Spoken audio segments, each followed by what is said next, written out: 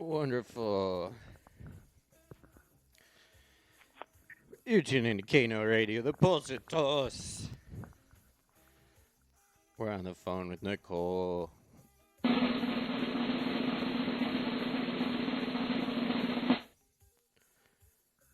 We're adding Rosa to the call. Can you hear me okay?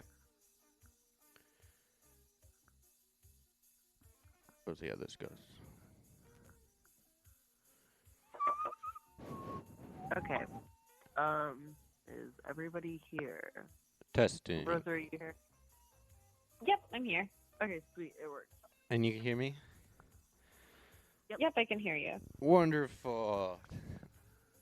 We got Rosa and Nicole back on Kano Radio. It's the Pulse of Tulse, your number one source for news, weather, and information. How are you doing today? Oh, good. Yeah, I'm doing pretty good. Pretty good, all things considered. Pretty good, all things considered. Rosa, I understand you're at the grocery store. Yeah. And any exciting purchases?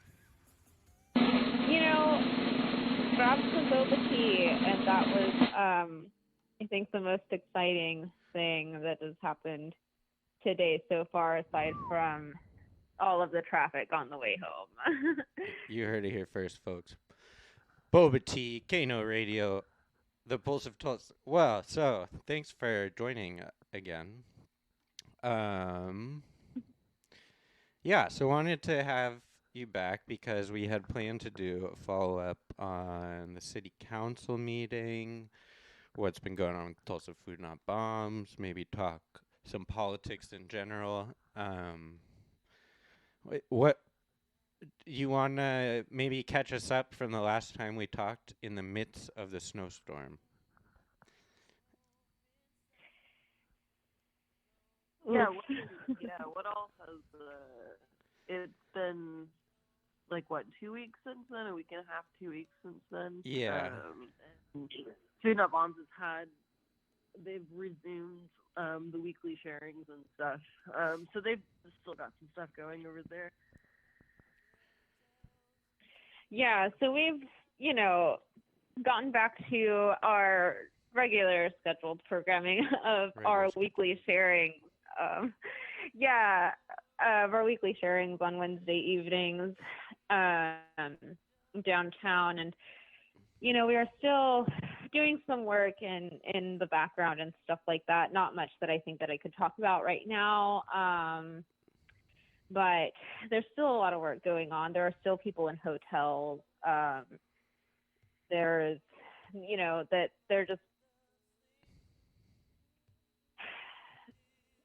still looking for resources, still looking to us to help them advocate for themselves and stuff like that. And there's just, that's still going on, which I feel like it very easily falls off of people's radars because, it's not big news anymore, and it's still affecting people's lives. People are still, unsure of what their housing situation is going to look like, if any at all whatsoever. And it's just difficult to, let this fall off the radar as much as it seems to have for a handful of folks already. The lack of engagement with the city councilors as well, even though there was a lot of calling out, on the internet and stuff like that. It's why it's super important for us to get involved in those kind of political, arenas as much as we know it's, or as much as we might feel like, it's a political game and stuff like that, but we still need to be able to still need to be able to put pressure on those people. Those are the people that work for us. Right. We're paying them with our freaking tax dollars. So yeah, it's, yeah. Well, and part of continuing to put pressure on the city is continuing to ask for and demand accountability, as well as the ability to have input and actual differing perspectives in how this issue is handled and ultimately resolved for Tulsa, because pretty much as soon as like the snowstorm was over and all of the like, you know, the more like pressing, all of the like the really like news spectacle sort of stuff, as soon as that was over, you know, the nonprofits were able to step in and just kind of go back to immediately commandeering the way that solutions are put forth regarding this issue in Tulsa. And I think part of it is that as soon as, you know, you start talking like that sort of language, you start talking about like the big contracts and long-term projects, like, you know, the average person who, you know, has only recently had their attention brought to this issue, it's a little bit harder to, you know, really understand.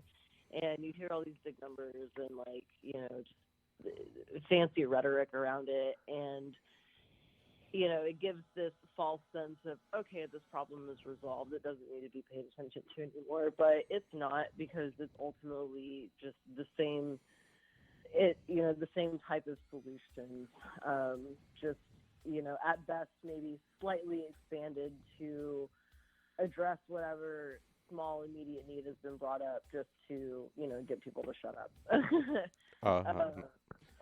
And that is very definitely part of why Food Not Bombs is, you know, looking at like the longer term, like what do we need to do to ensure that there is long-term accountability towards these communities, as well as actually working to actually create a place for real input from affected communities, affected individuals, because there are still a lot of people who are down, like, you know, living unhoused in Tulsa, who do not feel like their voice and their perspective on this is one that ever gets heard. Right. But, and it sounds like part of it is kind of what we were talking about last time, where it's like, there's not, you know, people like, the immediate, like, pressing threat of people aren't going to, like, die right now from being outside. Like, it's nice out, but that they're still homeless. Like, that's not, you know, like, if our threshold is just like stopping people from perishing on the street, then that is going to end when the weather changes. And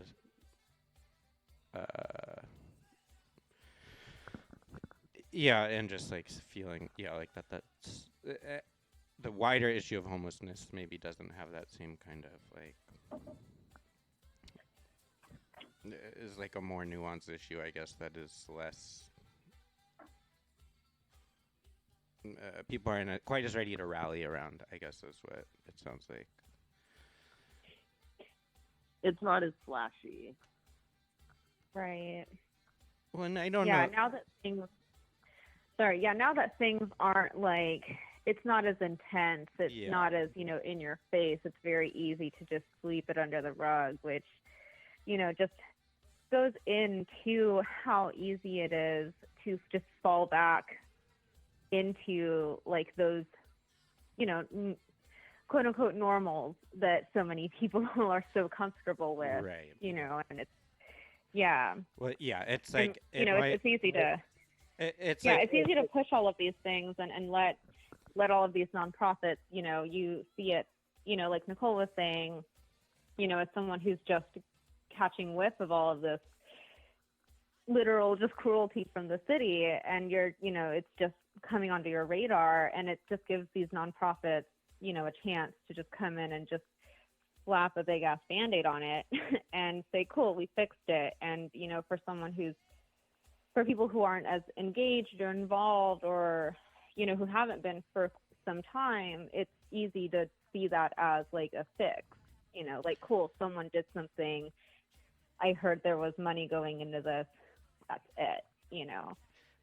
Right, or like that idea that like people don't want to believe they live in a society that is so cruel that they'll just let people freeze to death on the streets, but maybe the like daily cruelty of homelessness is not.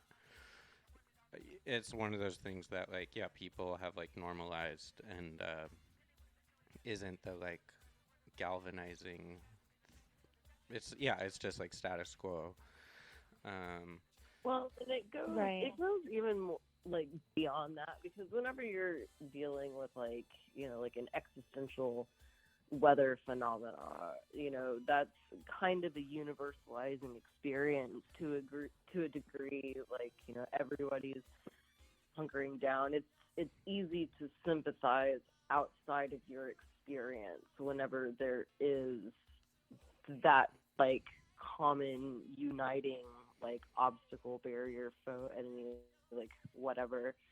Not to like personify like something like the weather too much, but well, it's like yeah, all our minds are whenever on it whenever already. that whenever that thing goes away, people stop thinking about the fact that like homelessness itself is an experience of being forced to have like existential violence of some form thrust upon you. Like people still die on the street in Tulsa like every week, even when the weather is nice, Right. because there are other things that can kill you as a result of being unsheltered, not just the weather. Right. And it's very, very easy and convenient to forget about that when the weather is nice.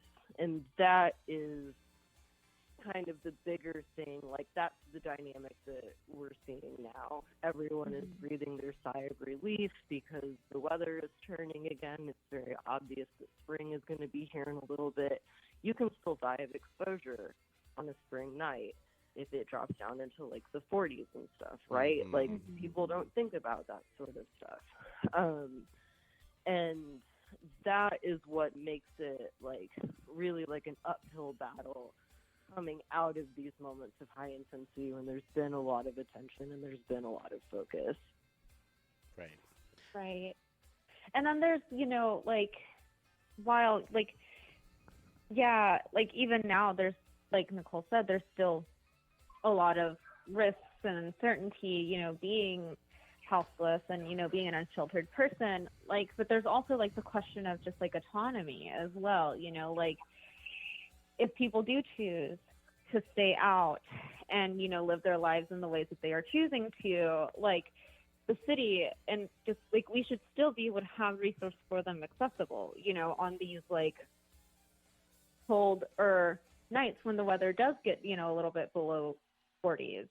Or, folks should still have, like, running water, hand washing stations, plumbing, like, some sort of, like, public bathrooms, showers, stuff like that. Like, that is one of the things that, like, it's, that we just see a lot of, just, folks that just, like, want to be able to wash their hands. Right. Instead of just using, like, or, like, feel humanized. Right. It shouldn't only be framed in terms of survival. It like dignity and just decent ability to live your life.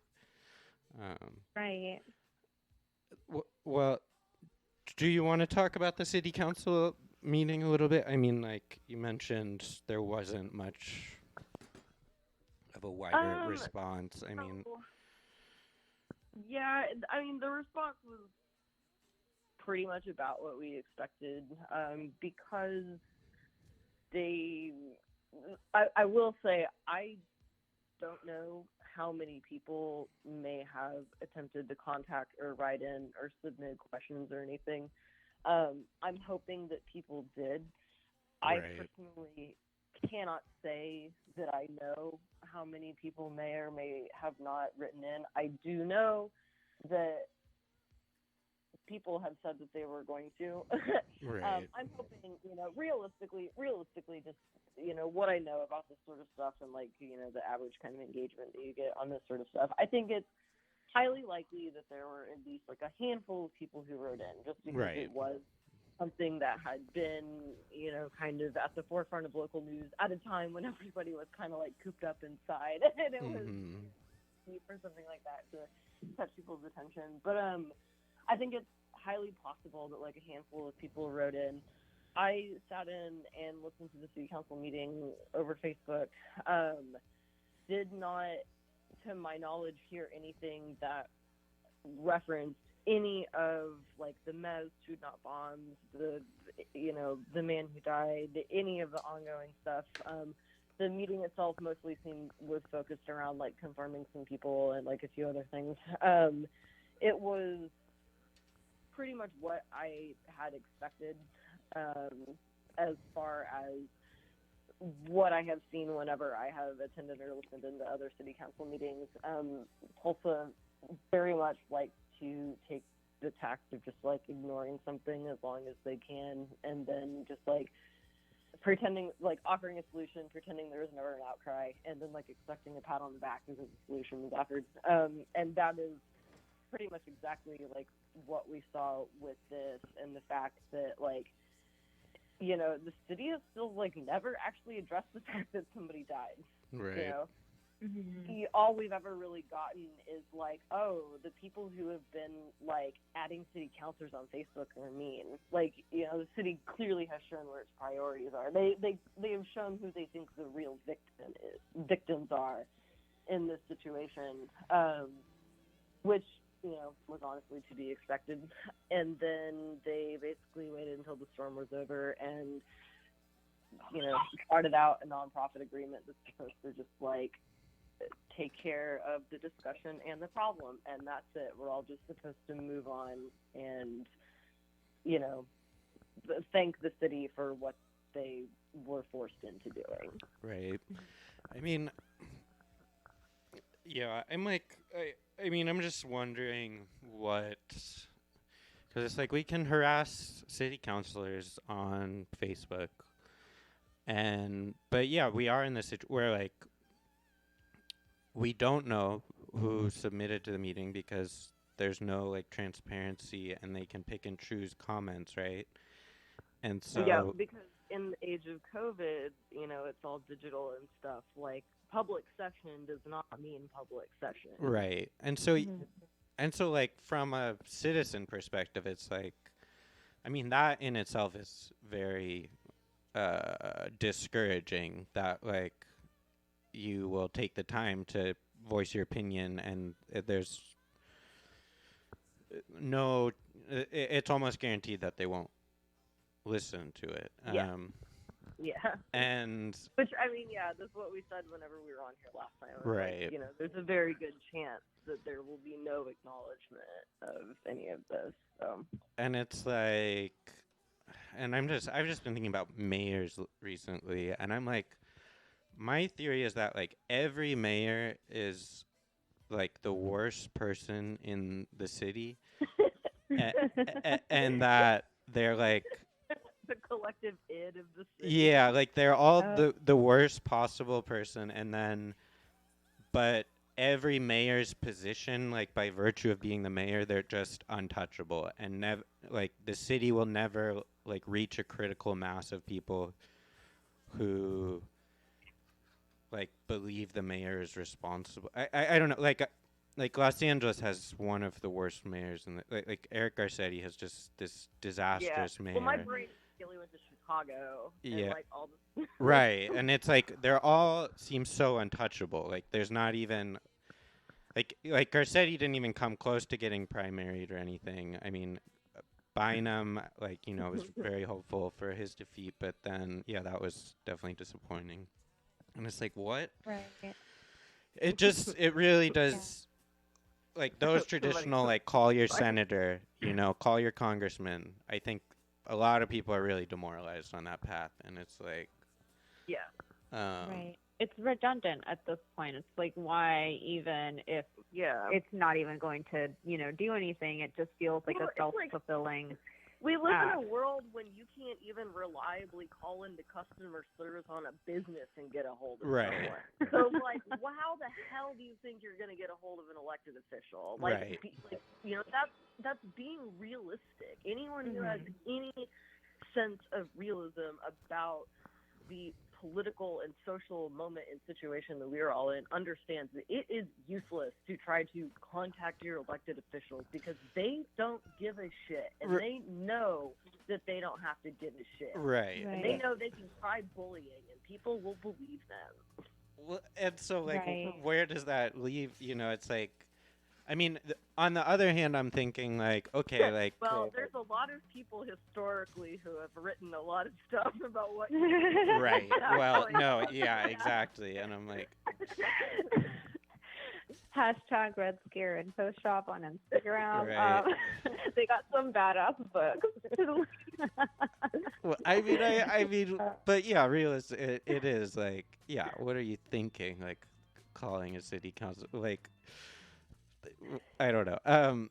We don't, you know, you don't want to like discourage people, right? Right. Like we don't say these things because we want people to be discouraged about political engagement. We say these things because we understand as working class people, our time and our resources are way, way, way more finite compared to theirs, and so we have to be practical and judicious and a little bit clever about how we use them because the working class people are the underdogs here. And so we only say these things to help people have, you know, just try to be on a little bit better footing politically, understand the terrain a little bit better so that, you know, whenever they do invest time and effort into, you know, trying to hold elected officials accountable or trying to enact political change, that,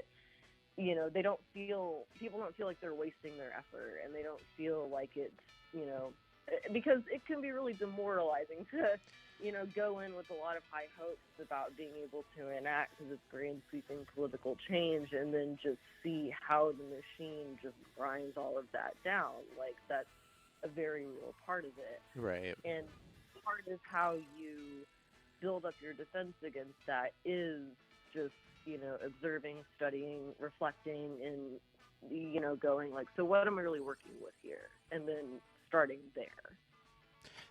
Right. And that's, I guess, where I'm like, people maybe want a call to action beyond like contact, something that feels less futile, or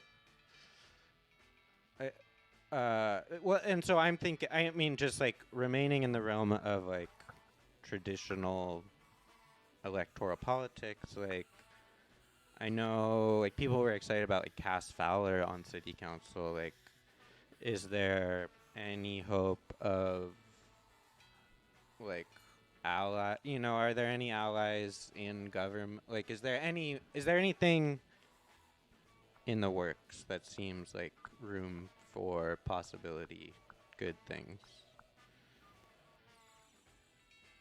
I don't know. All I've seen since Biden got elected is people being like, no, it's okay. We can still push him left.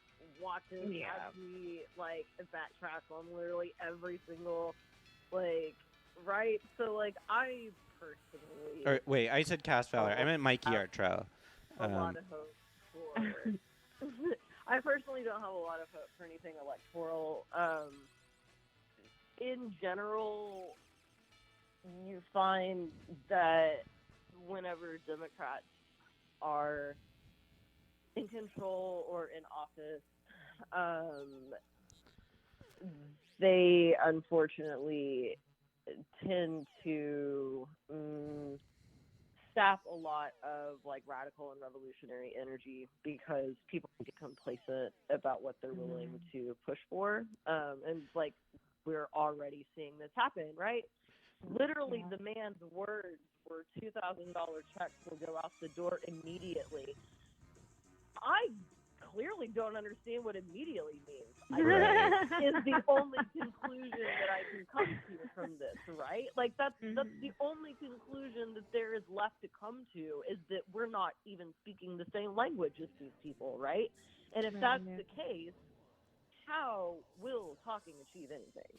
Well, that's And well. I'm like, yeah, no, like, that's kind of how I see it, unfortunately. well, the Well, like, and like in like a Tulsa, you know, like Yeah. like I like have like zero faith in like national, right, you know, right. in Biden, because he's a straight up fucking hypocrite, and you know, and also Execute Order you know, like this whole thing of him 66. backtracking on everything, Sorry about and that. to bring it down to like Tulsa, like they had a chance to come out in support of literally respecting people's autonomy and treating people with dignity and respect during the time that we were at MES and when that started.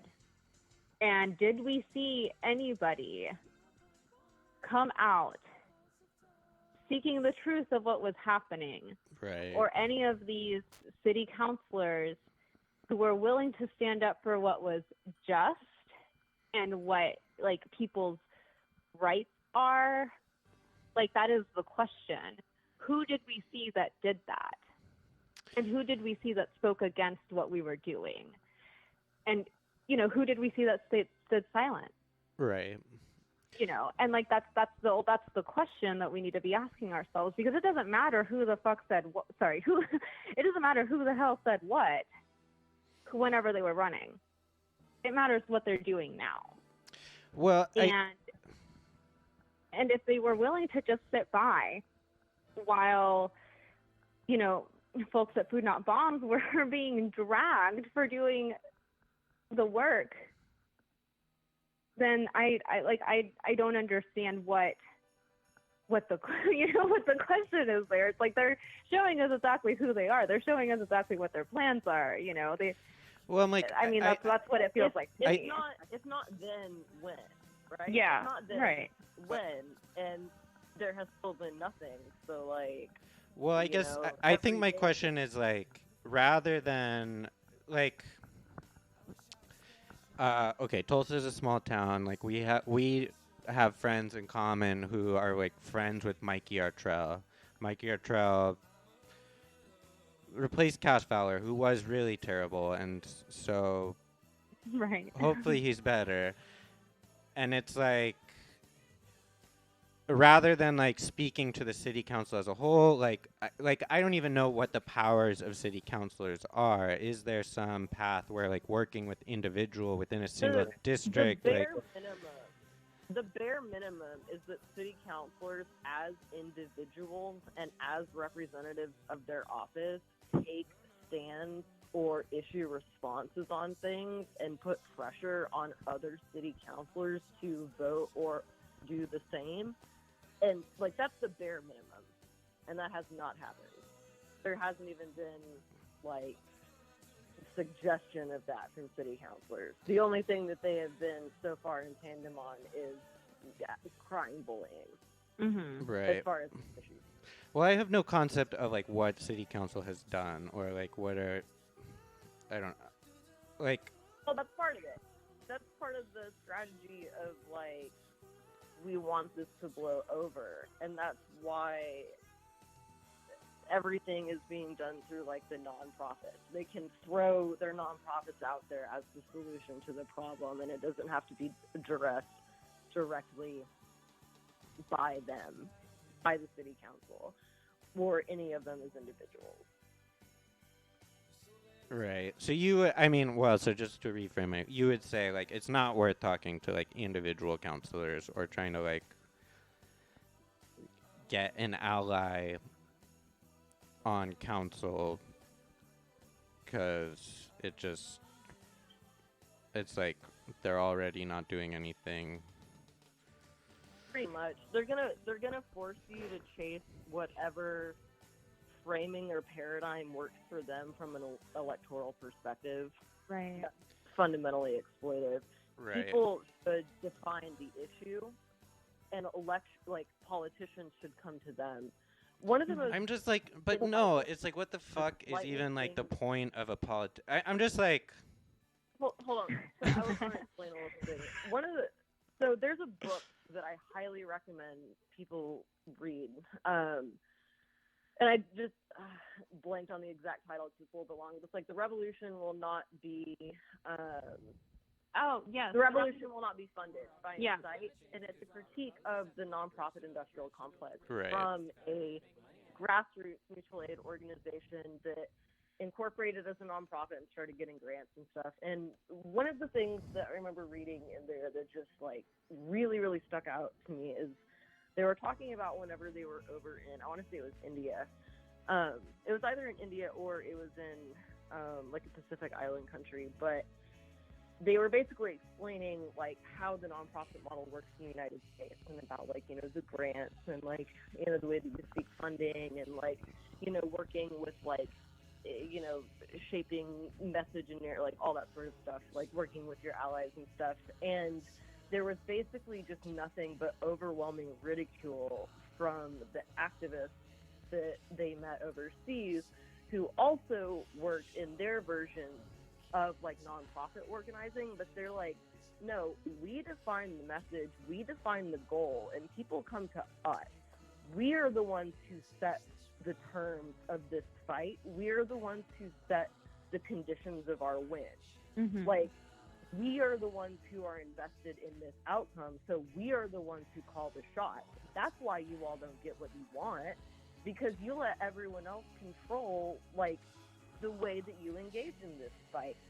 And that goes back to like basic, like nobody is going to give you the tools or the education to subvert them if they have power. And that's exactly what like all of this is, the relationship between like nonprofits and the city and stuff. It's all about like power dynamics and everything. It's the same thing. Like that is something that fundamentally has to change about the way that people engage with these organizations and engage with their local politics. Like, if you're the person or community that is invested in the change, that's invested in this different outcome, you are the ones who set the terms of that, and you are the ones who set the terms of the fight, because you are ultimately the ones who are like responsible for seeing it the whole way through, right? Like, unless you want somebody else leading your fight for you. And that's what these politicians try to do. That's what these organizations try to do.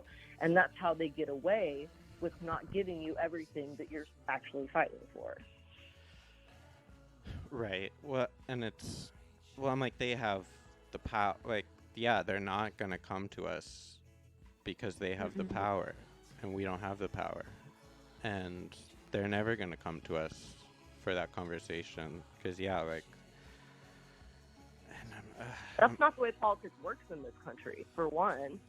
Like, Right. The way that politics works in this country, they're politicians. The idea of a public servant is something that died in the 40s, right? Like, there are no public servants in this country anymore. Right. They are all politicians. This is a job for them.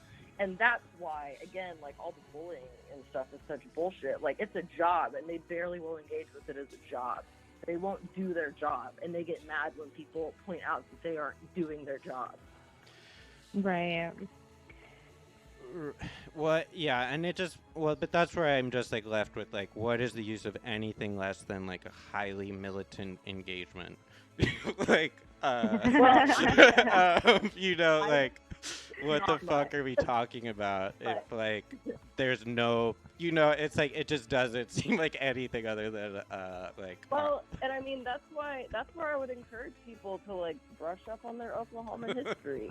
Like, there's a reason that like the history of Oklahoma was like militantly socialist, and there's a reason that like at the point when Oklahoma was at its most progressive was when it was at its most militantly socialist. And there's a reason that like that was all destroyed. People should read about that history too if they want to understand what they're working with as far as like the Democrats in this state are. Like, it's history, it's there. Right.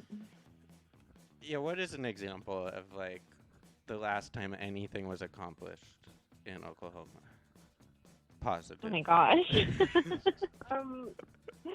Well, there was a heavy, like, IWW and labor presence that that continued all the way up through, like, the mid-century. I want to say, this is where we need our mutual comrade. Yeah. I'm really bad with dates. I'm going to go ahead and just, before I say too much more, I'm incredibly bad with dates. Love history, terrible with dates. But I want to say it was in, like, the 60s, which seems really recent in history, but, like, there were, like, labor organizers, like, union organizers, like, being murdered into, like, the 60s in Oklahoma because they were, like, militantly organizing. Like, you know, we want to pretend that all of this is, like, far off history, but, like, one, Oklahoma wasn't even a state until 1909. 1907, 1909. Like, that is something that is hugely important to understanding, like the populous history of our state. We were Indian territory. Our third largest city in Oklahoma was originally a black settlement. Like, there's a reason that socialism took root here the way that it did. And, you know, again, there's a reason that they did stuff up to and including murdering, you know, labor organizers to try to repress that. Can I give you my something I've been thinking about is people don't identify as workers. I agree with that. Like, Right. I think that's a problem with socialist organizing now, is that people don't identify as a worker when you're like a fucking Uber driver or a DoorDash. Like, you don't, and we don't want to identify with our labor as like. Well, but that's kind of like the contradiction, right? Because a lot of people do. A lot of people make their hustle their entire identity. They do. And but that is ultimately the reason that you see those two things in such extremes, is because our culture is ultimately pushing for us to externalize, like, who we are and our identity into external things, either our job or things that we buy. But there's a big push for that in our society. Right, but there's a big difference between like working in an auto like if you're like an actual worker producing goods versus like what 90% of us are now, which is like we produce nothing of importance. And so I firmly believe that, one, people not wanting to identify as a worker is the result of a success of anti-communist propaganda over the years. Mm-hmm. It's a deliberate distortion of what it means to be a worker so that people will not identify with revolutionary working class movements. I just think there's elements of revolutionary working class that just flat out don't apply to people anymore in terms of like the notion of seizing means of production. Like we have no connection to. That a lot of people don't understand what that really means or what that would look like in practice. Well, and that historically has shown to be because of the Red Scare and the successes of like the CIA anti-communist push and the deliberate targeting of things like educational groups, info shops, bookstores, etc. Well, I think I'm also trying there has been recent unionizing success like within more traditional factories. Like I don't know, like I think you see that like the closer workers are to like producing goods. I'm just bullshitting here, but So hold on. So I have a question for you then. So are you saying that like the work that you put into making your radio show doesn't count as productive labor because you don't produce a physical object? I'm saying like as an artist, I would never want to like quantify my labor as. But why not? Because the reality is like the work you put into an artwork is not comparable to like. It's not alienated, right? You enjoy doing it. And it's just like, people talk about, like emotional labor, intellectual labor, whatever. Like, yeah, when you're like running a radio show, this is nothing compared to holding a job or like. But I mean, maybe for you, right? But there's a lot of people that running a radio station is just a job. But I So- guess I would advocate for the arts to be subsidized rather than for the arts to justify themselves as labor. So what I'm getting at is that these arbitrary distinctions are meant to prevent class solidarity because they prevent people from identifying with each other as workers. I know, but I'm saying it's a legitimate There's a problem, lot. like the degree to which we are alienated from Ours. production and labor. Like, if you have a truly imaginary job, like, I know so many people who, like, Okay, so there's a lot of things called bullshit jobs. yeah, There's a lot of people who will 100% agree with you that, like, if capitalism didn't exist, their job wouldn't need to exist. yeah, That is not the same thing as, like, being alienated from your labor. That's not the same thing as not producing a physical, tangible, like, product.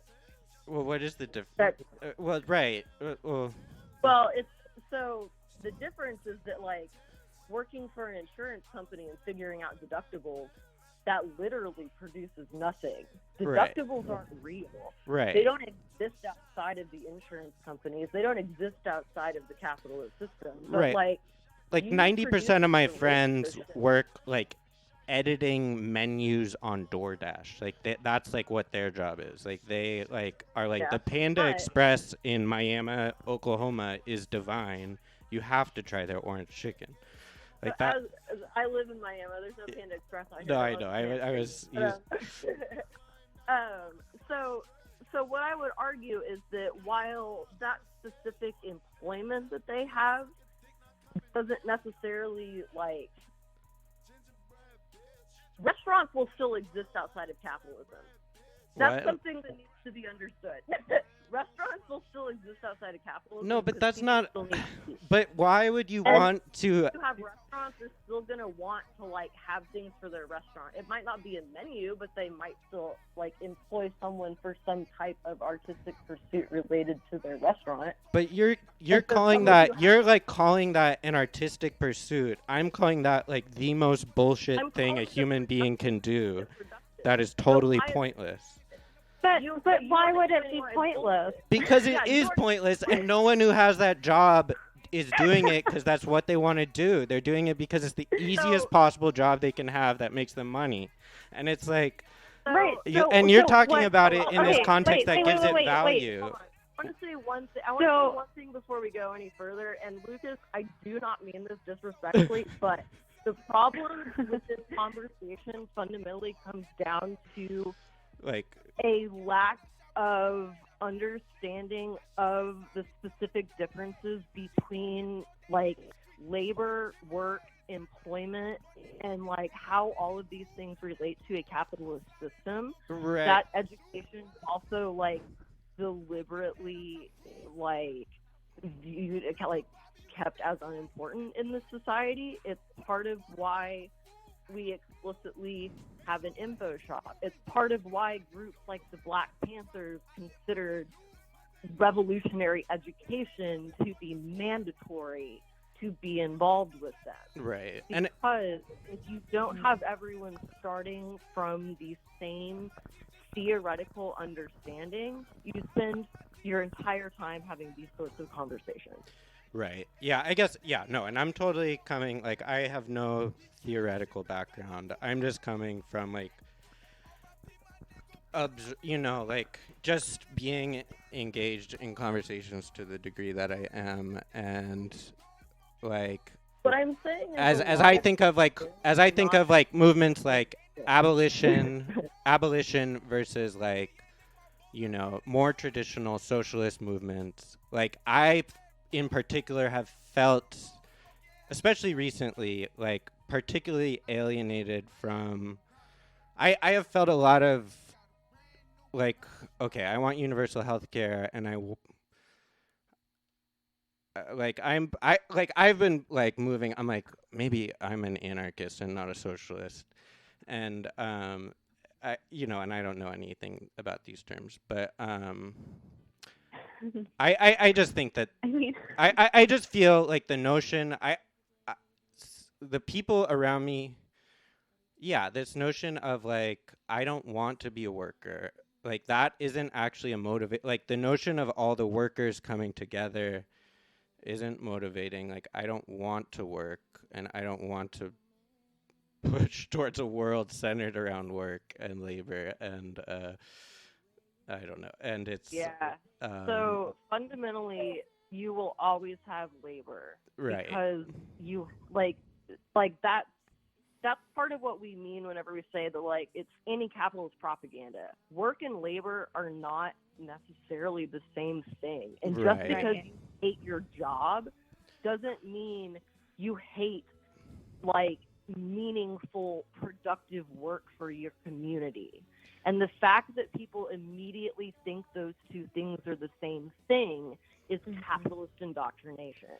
But like when you Because say they are something not. like, but like for me, like when you say something like we'll have restaurants and like restaurant menus will be like a source of artistic work, I'm like that is the most depressing thing. Like that is not No, because artistic no, work, listen, and that is no. not ever going to be And meaningful to like make fucking okay, menus for here I restaurants. wanna interject here because I've been just like sitting back here, but like, the thing is that like Nicole said, there is a difference between work and labor, Right. and like if you like, there are things like isn't creating the show work for you, right? But this is something that you enjoy doing, but you do it with your own time, Yeah. right? Okay. It's. I And mean, so it's somebody recreational. I would say it's not work. yeah, right. Okay. But this is where it comes down to, like how Nicole was saying, we don't understand, like we are not all coming into this conversation with the same idea of what these words mean. Right. And Like until we actually have that understanding of what all of these words truly actually mean, we will not be able to have a conversation that is like productive, because Right. we are totally like, I mean, like we don't understand what, I mean, like you say that this is like recreational, this is like just work. I mean, it is like communal work that you are doing for like the people around you. No, like, and I would agree that like it's running helping, like folks like us, like. So, and then there's like labor, and that is like what we're selling to people. That is like what we do. Like our labor is being sold.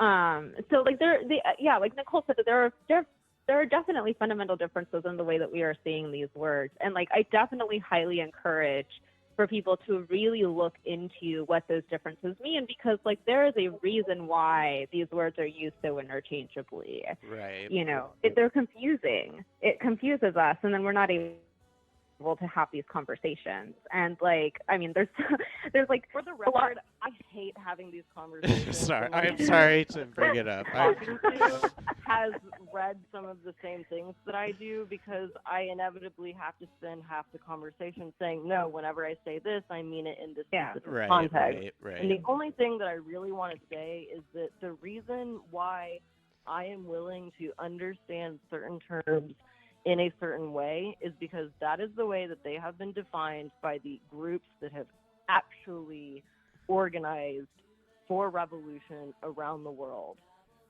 I That mean, includes the IRA, Black Right. Panther, the Palestinian Liberation Front. Like when you talk about real revolution in the world, real movements against empire, against fascism, against capitalism, they all utilize this specific class understanding. Most of the time, Marxist-Leninists, usually Marxist-Leninist Maoist. Right. And so that is the standpoint that I encourage everyone to get to and try to work from if you really want to have meaningful conversations about revolution, even if you don't even want to talk about it anywhere else in the world, even if you only want to talk about like the Black Panthers and stuff that's happened here in the United States, you have to understand Marx. You have to understand Lenin. And so that's what I will encourage everyone to get to if they are genuinely interested in having conversations about revolution and about like class struggle and about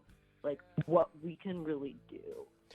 Right. Yeah. And that is why it is fundamentally just like incredibly important for people to read and to learn about history. You know, like Nicole was saying, there are things that like people have done over history that has helped, you know, that we can use and that we can also that we can utilize to get to like a revolutionary place, and that we can use to be able to have productive conversations with each other. But so many people don't want to read. Like I was one of those people for the longest time. I did not like reading. I didn't think there was anything for me to learn from that. But truly, there is so much that we actually need from like reading theory and reading like history in general, like true history, not white people history. Right. Yeah, there is so much that we actually need to learn from that. And like it is one thing, like there are a lot of ways to like access this kind of literature, even though like, yeah, there are barriers, yes, but there are ways to access it. Like we can't let ourselves be complacent and like not knowing the things that we need to know, and that the things, and like not, and taking for granted the work that people have done historically. Right. Luckily, You know. most of the stuff is old enough that it's free. Right. Yeah, and I will definitely confess to being someone who has not made any attempt to, I guess, yeah, I've always been of the mind, I'm like, well, it's like enough in the, like I'll seep half of the ideas into my mind, and like that osmosis will be enough for me, but not. I don't think we give enough credit to how much damage is actually done to us as like humans that are designed to educate and to self-educate and to like, you know, like have education be a part of like what we are as a being. Like, you know, this educational system that's modeled around just like indoctrinating factory workers and just like getting people on this like rigid, fixed like specialization schedule, like that is inherently like anti-human. It's not how humans operate. It's not how we learn. And I really don't think we have given enough credit to how much damage that has done over generations. Like it's really easy to like make fun of boomers and talk about like how, you know, like stupid the boomer and even like, you know, whatever like the Gen X generations and stuff are, but like no, what we're seeing is this cumulative exponential effect of just like cauterizing history every single generation, every single decade, just like cutting us off from what's come before. And we're really starting to see the effect of it now. Like anything that happened a week ago is ancient fucking history. It didn't fucking happen, right? Like that is a problem that hugely affects the way that people interact with like politics, news, current events. Like, you know, it's up to us to, you know, work to correct that. And everybody learns differently. Everybody should find the method of self-education that works best for them. But people should really be critical and self-reflective about why they aren't interested in learning about certain things. Right.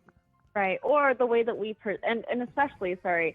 especially the way that we perceive learning about certain things, especially communism here in the US. Like communism is incredibly demonized in a lot of the history and shit that we learn in schools. And we need to be very critical about why, you know, especially the half histories that we learn in schools as well. Right. You know, like there is a reason why we don't learn like the true history of the US.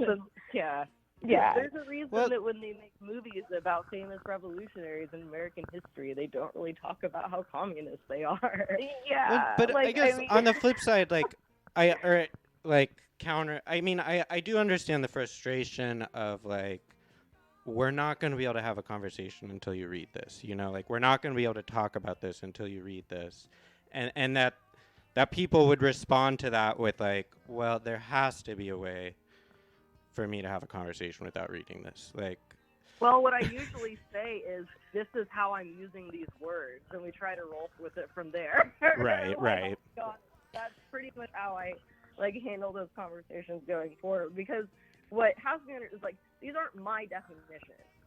These are like the definitions of writers, philosophers, and revolutionaries who have come before me, and I'm using it as a static point that other people can relate to. Right. Well, and that's I guess that's what people, the counter argument is that like we use it as shorthand, and when you use that as shorthand instead of like, yeah, it saves a lot of time in these conversations, but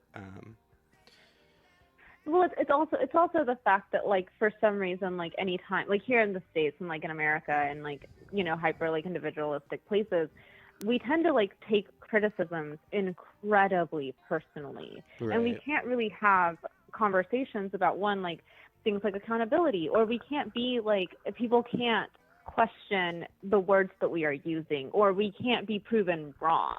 And the truth is that until you like can admit to yourself and to the people around you who are having these discussions with you that you truly don't actually know what the fuck some of us, or like some people are talking about, then if you can't like vocalize that, then you are doing yourself and like other people in your communities, you are not doing them a favor. The most significant things about communism or about history or about politics that I have learned through admitting that comrades knew more than me, and I should just listen and trust to what like they were saying. And then whenever I inevitably read and researched those things on my own, I realized, oh hey, my comrades weren't fucking with me. I don't know why I would have thought they were, because they're my comrades. It turns out this history is all true. It's actually even more interesting than I thought, because they weren't able to condense all of this information into like the period we were talking about, or because like history is always so much more interesting and complex than you can just sit down and really talk about, unless it's the only thing you're talking about. But like that not everyone is going to go out and read the same stuff.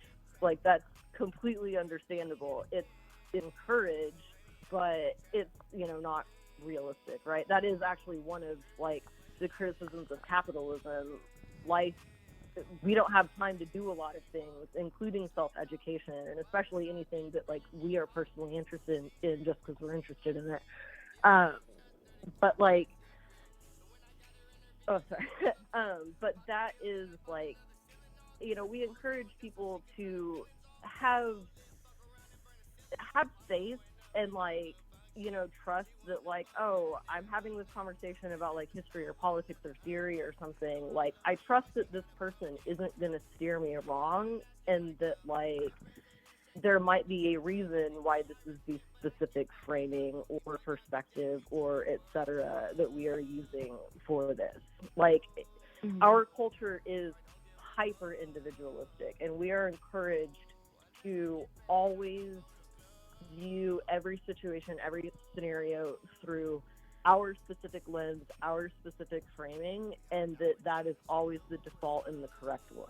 And that's why doing things like reading the same literature is really useful, right? That's why that externalization is really, really helpful, because we are all individuals. It does help to have a reference point, but that reference point even doesn't matter if people can't step outside of themselves for a second. And that is exceedingly difficult to do in a society that demonizes doing that. I'm writing an analysis right now about the ways in which like working class sentiments and like community-based ethics are inherently demonized in American media, because we don't want people thinking in community. We want people to hyper-focus on themselves and to view other people as competition and threats and predators. Like, that's part of how you keep people in this rat race, like competing over money, and not giving a shit. That's how you keep people listening to city councilors over issues of bullying while people freeze to death on the sidewalk, right? We don't value each other as like people, and all of that stems from that hyper-individualization. And there's so many different ways that it manifests itself, and we just got to be very hyper-aware and critical of where that's impacting different parts of our life, including things like, our ability to self-educate or et cetera. Real quick, do you have randomly, by the way? real quick, do you have time to keep going till 8, and could we take a 2-minute break? I can. Yeah, let's do a 2-minute break. I'm gonna go with the phone charger. Okay. Okay, yeah. Reconvene very shortly.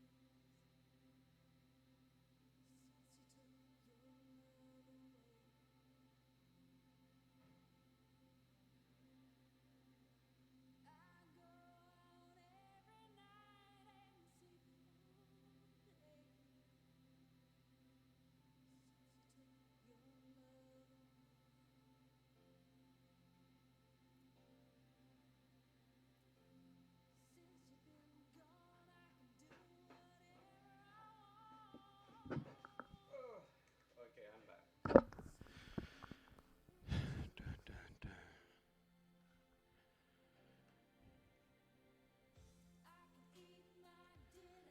Oh, shit.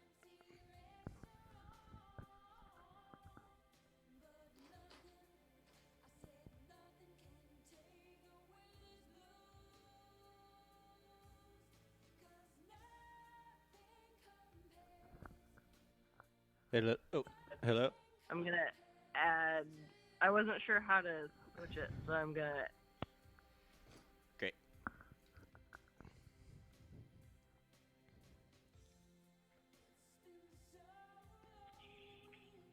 Hello. Hey. Hi. Okay, sweet. Awesome. Okay. Reconvene. Reconvened. Part. That two- was like a short ass 2-minute break. Sorry. Sorry.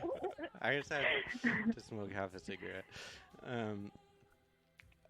Okay, so I want to disclaim because I do like as soon as I start talking about like political theory, I'm fully out of my element, and so I do try and keep things like to local, to practical matters at hand or something. But I do. So we did this talk with Jaden Yannick about abolition, and we're doing a follow up. And okay, so this may be very ignorant, but framing anarchism and like communism as like differing ideologies,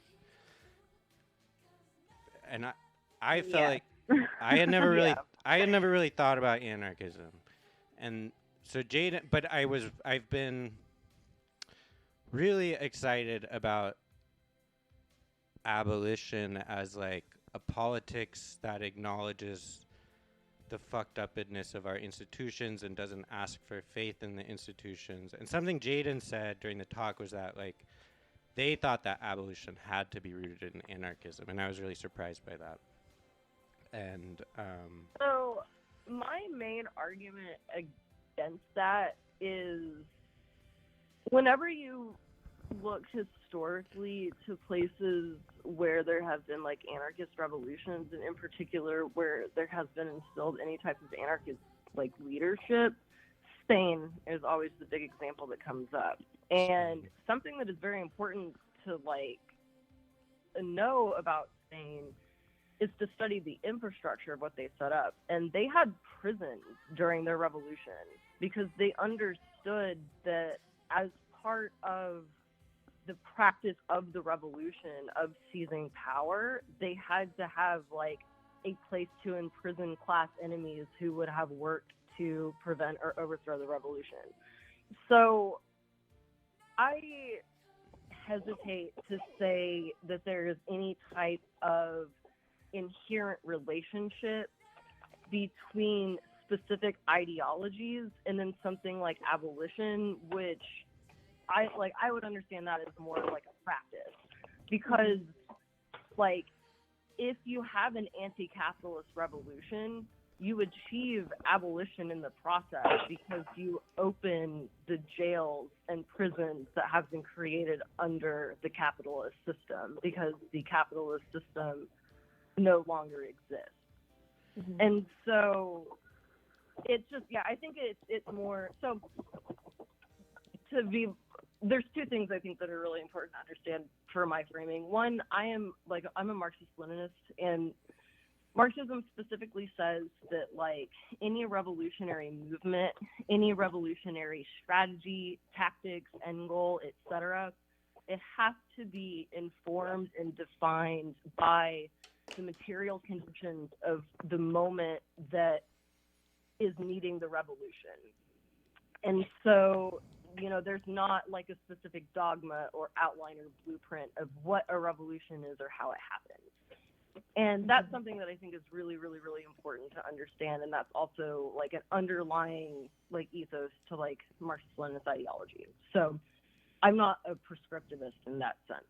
I think that what we build will shape any revolutionary moment or outcome. I think building towards abolition is a very, or building abolition movements and moving towards the abolition of certain structures is absolutely something that should be organized around and worked towards. The other thing that I think is really important, I personally believe in popular fronts. I think that you do need a wide coalition of allies whenever you are dealing with an enemy the size and scope of the U.S. state and like U.S. imperialism and U.S. capitalism. That popular front would necessarily bring together people of like anarchist and socialist tendencies. That is not something that has necessarily been true all throughout history when you study revolutionary movements. And a lot of times and places there has actually been tension to like outright confrontation between those two, which has tended to split the left. I think as part of our revolutionary movement, a broad coalition of anti-capitalist forces is probably necessary and important. And so that informs a lot of my specific views on like abolition as like an organizing practice as an end goal, etc. I do know leftists and, you know, organizers, activists, communists, and anarchists actually who say that like abolition is something that should, you know, only be understood as like an end goal of defunding, and that it's something that is basically just about like, you know, certain structures and institutions. I know people who define it a lot more broadly than that. I think it is something that, because I take the framework of like definitions are informed by like the moments that they are being applied to. I think abolition is informed by its history of like slavery abolition. And I think that it is something that is a necessary part of any revolutionary movement or organizing that is being undertaken in this country.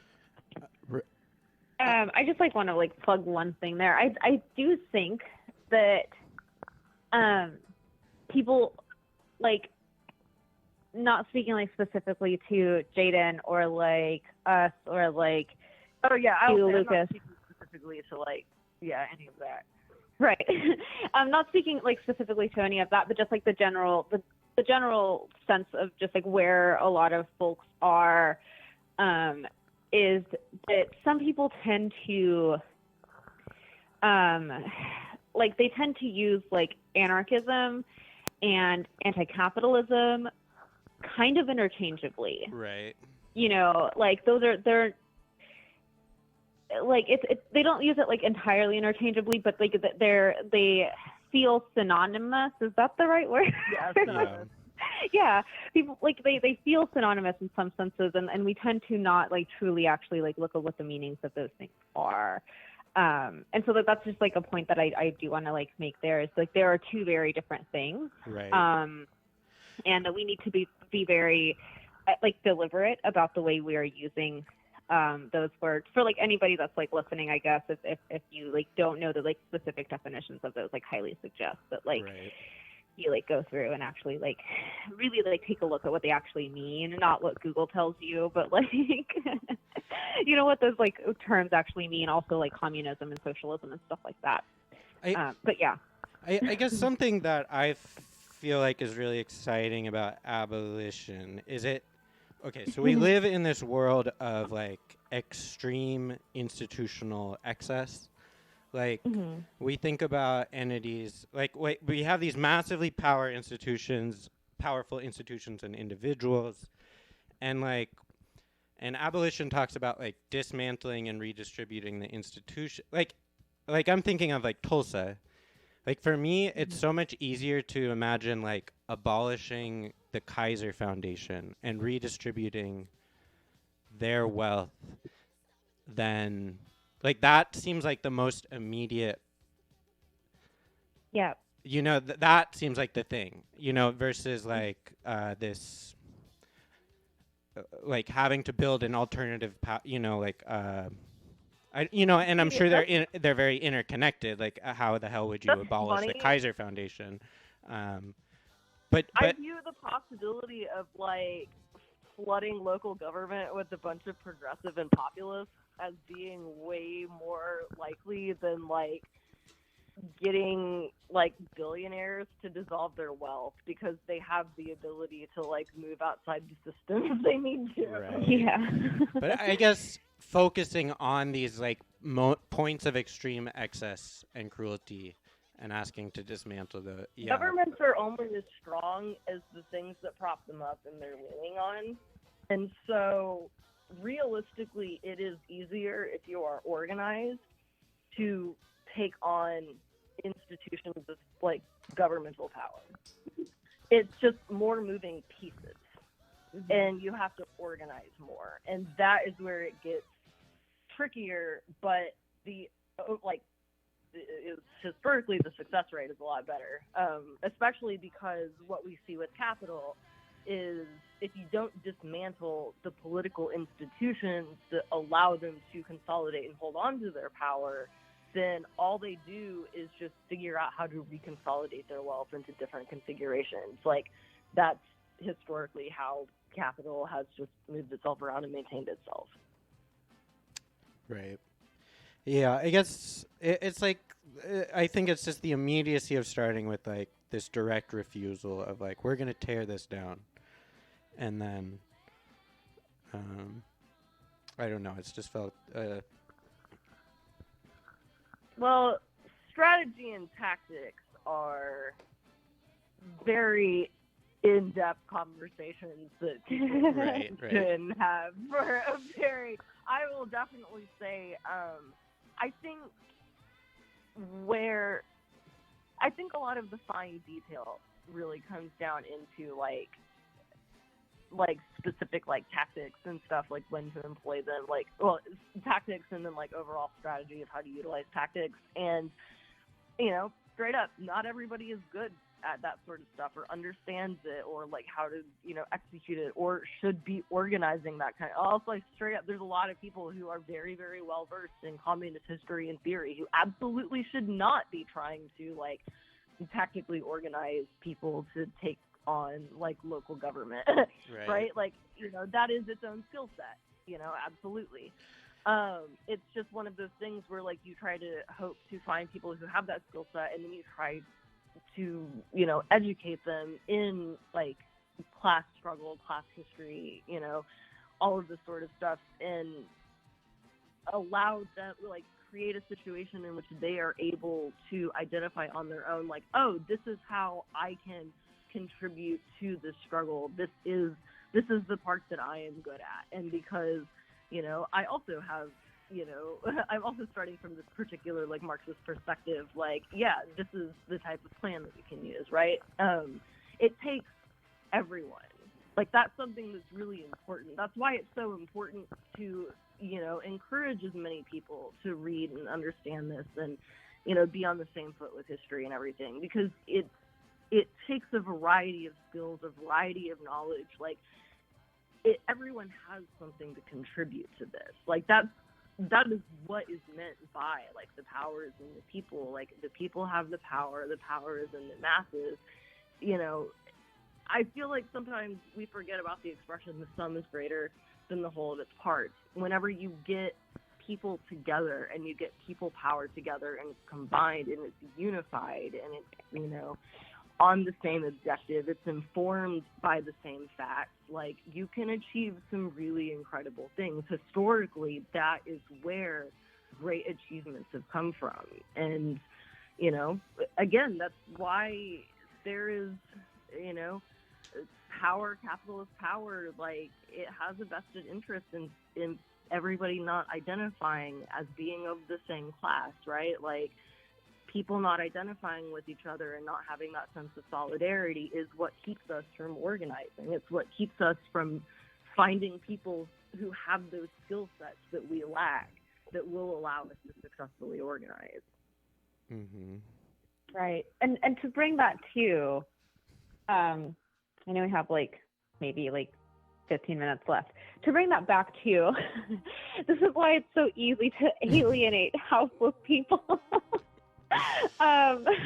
Just bringing it back to, you know, that, but like, it's why it's so easy to alienate houseless people is because, like, we have this very like specific idea of what it looks like to be, you know, to be a person in the U.S., you know, to like be worthy of something. And if people aren't quote unquote contributing, then they're not worthy of like housing or basic human, you know, things that they need, you know, to live, like food, shelter, water, Right. clean stuff and stuff like that. And it's just like it's just like that kind of stuff just like further kind of just divides us into these different classes. It's like workers or people who aren't deserving, and then like people who earn their own money, or people who you know, like are billionaires and use other people to, you know, to earn money, that kind of shit. There's just like all of these things just like are used very strategically to further kind of like keep us as like, you know, divided and pinned against each other constantly. And then like that way we don't really look at the bigger picture here. We're just like infighting constantly. Right. Yeah, I'm very, very anti, like, oh, leftist infighting is so funny. Like, no, like, the whole point is we want to work together. Right. It is, like, strength in numbers. Like, yeah. Totally. Like, you are my comrade. We need to be comrades. Like, yeah, and like that's the thing. Like, ultimately, it's like whenever we do this kind of like infighting thing, or whenever we don't like hold ourselves accountable to like what, you know, to criticisms that are coming in, that like whenever we don't actually like reflect on those, and when we choose our egos or like our individual selves, and like what furthers us, you know, what furthers our quote unquote careers and ourselves and our clout and all of that kind of shit, whenever we do choose that, we are actively working against, you know, our own people. Right. We're actively working with the powers that we are trying to dismantle. And I think not very many people, you know, with the hyper individualism that we are raised with and that we are conditioned to live by. And we like don't really like, we feel attacked constantly. And like I'm hugely like I'm a huge advocate for constructive criticism, Right. being able to self-reflect on a lot of the things that we are being told by like our comrades and stuff like that, and like not do these things where we're like struggling against each other, but actually like have like critical conversations that we need to be having, because like there are like a lot of things that are going on, that like we need people power for. Right. And until we can put our egos aside to be able to do that, and whatnot, until we can like actually face that hyper individualism, which a lot of us like are still working to deconstruct. I'm not saying that I'm not, a saint, a communist saint. I was like saying that like we have to struggle with that on the day-to-day to be able to do the work that we need to do. Which it requires a lot of self-reflection. It requires a lot of like self-criticism, and it will feel like an attack, whenever people like criticize you, and we need to like be able to like do better in addressing those things and letting ourselves like reflect on that kind of stuff. Because the infighting isn't getting anywhere. It's not going to get us anywhere, and it's only like just keeping us in this like state that we're in. Right. It's really like it is important to acknowledge that like things are only getting progressively like more uncertain. They feel more unstable. Things feel more intense. It's absolutely important to acknowledge that times are tough, they're getting tougher, and people are under stress, and it's hard to be your best self whenever people are under this much stress. Like, we are a people under duress, I think, is something that is very important to understand about like who we are as a people in this country. Like, we are a people who are fundamentally being held captive by our government for the sake of capital. Like, they are holding us by our ankles, flipped upside down, shaking us out to see what falls out of our pockets, just so that fucking Bezos and Elon Musk can, like, get a little bit richer, right? These men have more money than they could literally spend in, like, 100 lifetimes. Yeah. Right. They have only gotten richer since the pandemic, while we don't even get the $2,000 checks that we were promised immediately, right? Gonna go back to our understanding over what immediately means. But, like, high key salty about that. But, like, times are rough. And the way that our culture and our society has always encouraged us to deal with that sort of stuff is just to ignore it, to, like, buy, consume, and just, like, don't think about it, don't be negative, just look on the bright side. And, like, you can't change anything that way. You have to have real conversations about this mess we're in, real conversations about, like, what is keeping us here, real conversations about what we can do about it, and, acknowledging that they're going to be difficult, giving people space to, do a lot of stuff on their own, do their own reading, digging in, making sure that, people in your life know that you're open to having conversations and talking to them, and, like, not judgmentally, but still being, you should read this, you should, educate yourself and on this specific thing. Something that I tell people all the time when they ask me stuff, I'm like, I don't know this that well. You should ask this person, or you should go read this, because it will be able to tell you way more than I know about it. Like I said, I love history, terrible with dates. I'm not someone who's very good at explaining history to people, because I don't, understand that. I tell people all the time to go read stuff on their own, because they will get so much more out of it than me explaining it to them. And being very upfront about that sort of like educational exchange and about the limits of what we know is really important. Totally. Yeah, I'm just thinking of individualism and like going back to things like city council. Like, I think part of that individualist mindset is we don't want to do work that feels like you're like just a little tiny cog in a machine, or where like it doesn't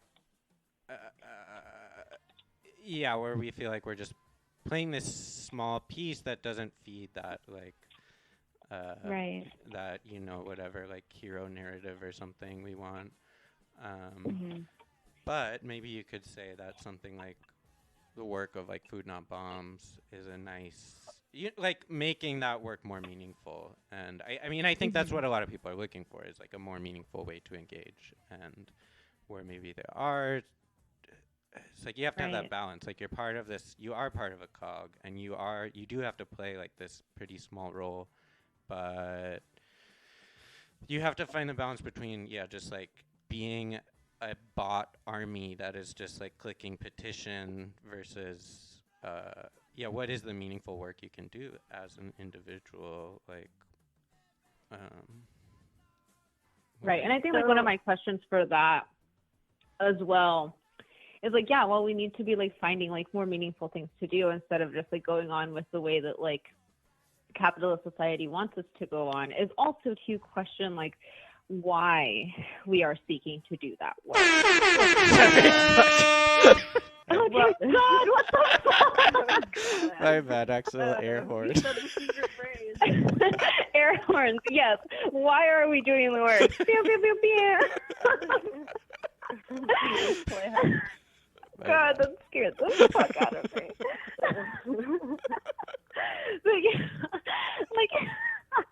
Like why we are doing this work, like what are our motives for this? Like it's, because like if you do start to do work that is like in the realm of like mutual aid or something like that, but you are still posting pictures of yourself with like houseless folks, like giving them resources, like that is exploitative. Right. That is not cool. Like you don't do that. Cough, cough. There was a Tulsa World article, cough, cough, housing solutions.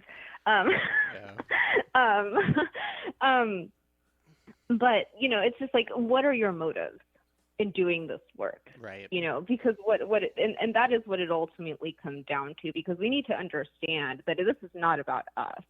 This isn't about me feeling good because I'm like doing work with Food Not Bombs and like, providing meals for houseless people and resources for houseless people. This is me doing this work because I like understand that like inherently this is not about me at all whatsoever, and like I think there's like that is one of the questions we need to be like really asking ourselves, and that will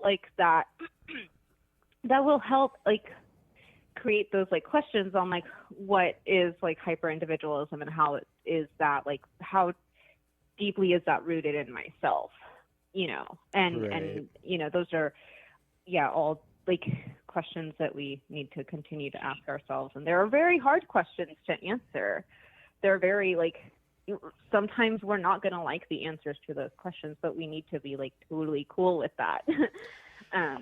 Just in case anybody is waiting for me to say something else about a book, the concept as Marx wrote about it is alienation from labor. And Marx's specific criticism of capitalism is that it creates alienation from labor. Right. It makes it where it is no longer possible for us to enjoy the fruits of our labor. Right. That is fundamentally what Marx is critiquing when he critiques capitalism.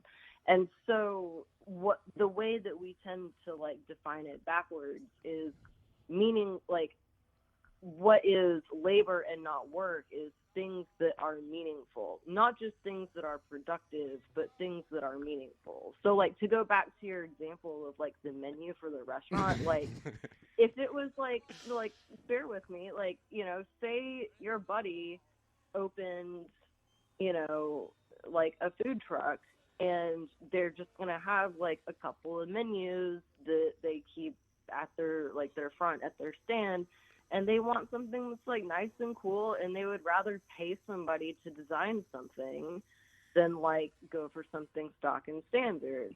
And if you were a friend to that person, like, would that not be meaningful work in a sense that like doing something for Panda Express wouldn't? Yeah, and like that's right. the distinction that we're kind of getting at. That like it's not about the specific kind of work that people are doing. It's about their relationship to the work that they're doing. Because capitalism inherently creates exploitive relationships, because everything becomes about a profit motive under capitalism. Right. Yeah, And I guess that's kind of what it's getting at. right. I guess my labor vision would, yeah, people would get to do things like make pirate radio stations, and I think a lot of people want to engage in like cultural work, and that feels like most meaningful to them. And yeah, under a non-capitalist system, people are free to pursue work that they want to do. Right. That is meaningful to them. Oh crap, we lost Rosa. She's calling. Oh shit. Our new DJs, our next DJ's here, so we should bring this to an end. But is Rosa there to say goodbye? Yeah, sorry, Rosa. Yeah, no, sorry. I was like trying to unmute myself, and I really hung up. Yeah, well, so our next DJ is here, so we gotta bring this to a close. But it was really fun talking with you both, and maybe we can continue this conversation at a future date, because yeah, it's been... If I did pique any nerds' interest, go find the Red Scare Infoshop, and you can talk about this stuff to your heart's content in our Discord. I've got and if anybody who's interested in mutual aid too wants to get involved in something, please find like Tulsa Food Not Bombs on Instagram and Facebook. And if you have bank to give away, that, some money you don't know what to do with, give it to Food Not Bombs.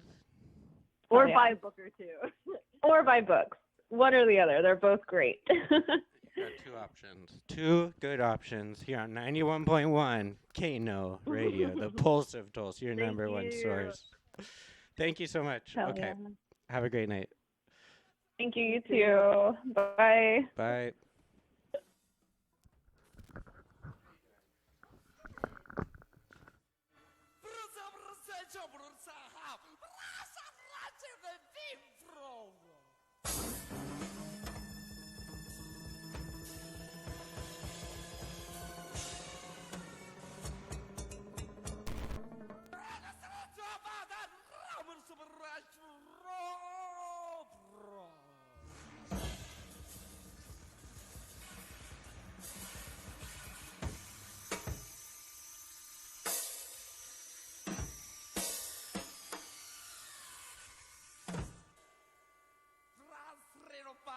Serrona.